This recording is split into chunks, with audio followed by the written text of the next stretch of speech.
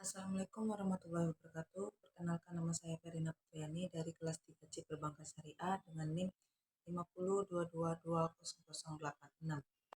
Baiklah, di sini saya akan menjelaskan tentang saham. Saham merupakan instrumen keuangan yang mewakili kepemilikan atau bagian dari kepemilikan dalam suatu perusahaan.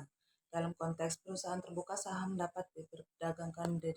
Saham mencerminkan klaim atas aset dan pendapatan perusahaan, dan memegang saham memiliki hak tertentu sesuai dengan jumlah saham yang dimilikinya.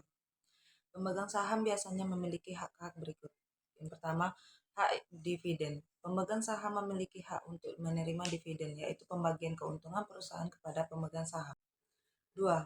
Hak suara. Pemegang saham memiliki hak untuk memberikan suara dalam keputusan-keputusan penting perusahaan pada rapat pemegang saham. 3. Hak aset residual. Jika perusahaan dihentikan, pemegang saham memiliki hak atas sisa aset perusahaan setelah semua kewajiban dibayar. 4. Hak informasi. Pemegang saham memiliki hak untuk memperoleh informasi tentang kondisi dan kinerja perusahaan. Saham dapat dibeli dan dijual di pasar saham, dan harganya dapat berfluktuasi berdasarkan permintaan dan penawaran serta kinerja perusahaan. Saham dapat dikelompokkan menjadi saham biasa dan saham preferen dengan karakteristik dan hak-hak yang berbeda. Investasi dalam saham memiliki risiko, tetapi juga memiliki potensi keuntungan melalui apresiasi nilai saham dan pembagian dividen. Saham menjadi salah satu instrumen utama dalam memahami dan berpartisipasi dalam pasar modal. Dalam perspektif fikih atau hukum Islam, saham dapat dilihat melalui prisma kepatuhan terhadap prinsip-prinsip syariah. Sebagian besar ulama sepakat bahwa kepemilikan saham dalam perusahaan yang beroperasi sesuai dengan prinsip syariah dapat diterima, namun ada beberapa batasan yang perlu diperhatikan. Yang pertama, larangan riba atau bunga. Investasi dalam saham perusahaan yang terlibat dalam praktik riba atau memiliki hutang ribawi yang signifikan dapat dianggap tidak sesuai dengan prinsip syariah. 2. Larangan bisnis haram. Saham dalam perusahaan yang terlibat dalam bisnis yang diharamkan oleh Islam, seperti industri alkohol, perjudian, atau perbankan konvensional dengan praktik bunga, biasanya dihindari. Pemilihan saham yang sesuai. Investor Muslim sebaiknya memilih saham dari perusahaan yang beroperasi sesuai dengan prinsip syariah. Banyak negara dan lembaga keuangan yang menawarkan indeks saham syariah yang mencakup saham-saham dari perusahaan yang mematuhi aturan Islam. 4. Kepemilikan saham mayoritas. Pemilikan saham mayoritas dalam perusahaan yang beroperasi dengan cara yang tidak sesuai dengan prinsip syariah, misalnya perusahaan yang memiliki hutang ribawi yang tinggi, mungkin dihindari karena dapat memberikan dampak pada sifat kehalalan atau keharaman investasi tersebut. 5. Kepemilikan saham dalam perusahaan yang tidak jelas kegiatannya.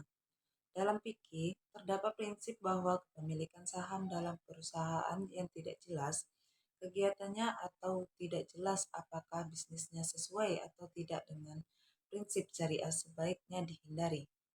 Investasi dalam saham dari perspektif fikih menjadi penting bagi investor muslim yang ingin memastikan bahwa portofolio investasinya sesuai dengan prinsip-prinsip ajaran Islam. Seiring dengan itu, penggunaan skema investasi atau seperti mudharabah atau murabaha ataupun instrumen keuangan Islam lainnya juga dapat menjadi pilihan bagi mereka yang ingin menghindari unsur bunga atau riba dan praktik bisnis yang diharamkan. Syirkah al-musahamah adalah suatu bentuk perjanjian kerjasama dalam perusahaan antar dua pihak atau lebih, di mana mereka sepakat untuk menjalankan usaha bersama tanpa membagi laba dan rugi secara pasti. Namun, lain dari syirka al-musahamah adalah syirka tijarah atau syirka dalam perdagangan. Ada beberapa karakteristik dan prinsip syirka al-musahamah. Pertama, kerjasama dalam perdagangan. Syirka al-musahamah terutama diterapkan dalam konteks perdagangan. Para pihak sepakat untuk menjalankan usahanya bersama, biasanya dalam kegiatan jual beli ataupun perdagangan barang. 2. Tidak adanya pembagian laba dan rugi yang pasti.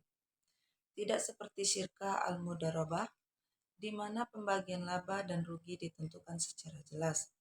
Syirka al-musahamah tidak memiliki ketentuan pasti mengenai pembagian laba atau dan rugi. Pembagian ini dapat ditentukan berdasarkan kesepakatan atau proporsi modal yang diinvestasikan. 3. Modal ditempatkan oleh semua pihak, di mana semua pihak yang terlibat dalam syirka al-musahamah memberikan modal atau kontribusi tertentu untuk memulai dan menjalankan usahanya bersama. 4. Adanya manajemen dan kepemilikan bersama. Manajemen dan kepemilikan dalam syirka al-musahamah bersifat bersama. Semua pihak yang terlibat memiliki hak dan tanggung jawab terhadap pengelolaan usahanya sendiri. 5. Kebebasan dalam pengelolaan. Para pihak yang terlibat dalam syirka al-musahamah memiliki kebebasan untuk mengelola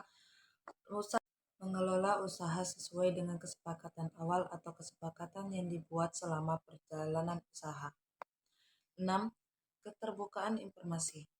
Dengan adanya keterbukaan informasi ini, antara para pihak dalam syirka al-musahamah menjadi prinsip penting agar kegiatan usaha dapat berjalan dengan transparan. Syirka al-musahamah merupakan salah satu bentuk perjanjian kerjasama yang mencerminkan semangat saling percaya dan saling menguntungkan dalam dunia usaha.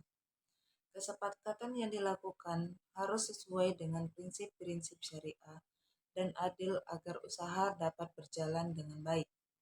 Contoh dari syirka al-musahamah yaitu misalkan dua individu antara A dan B sepakat untuk menjalankan bisnis bersama tanpa menentukan pembagian laba dan rugi secara pasti. Mereka dapat membentuk syirka al-musahamah. A dan B membuat kesepakatan awal, di mana kesepakatan untuk membuka sebuah toko pakaian bersama. Mereka ingin menjalankan bisnis ini sebagai mitra tanpa menetapkan pembagian laba dan rugi yang pasti. Ada juga modal yang ditempatkan. A menyediakan modal sebesar 50 juta rupiah dan B menyediakan modal sebesar 50 juta. Total modal yang ditempatkan dalam usaha ini adalah 100 juta. Ada juga manajemen dan kepemilikan.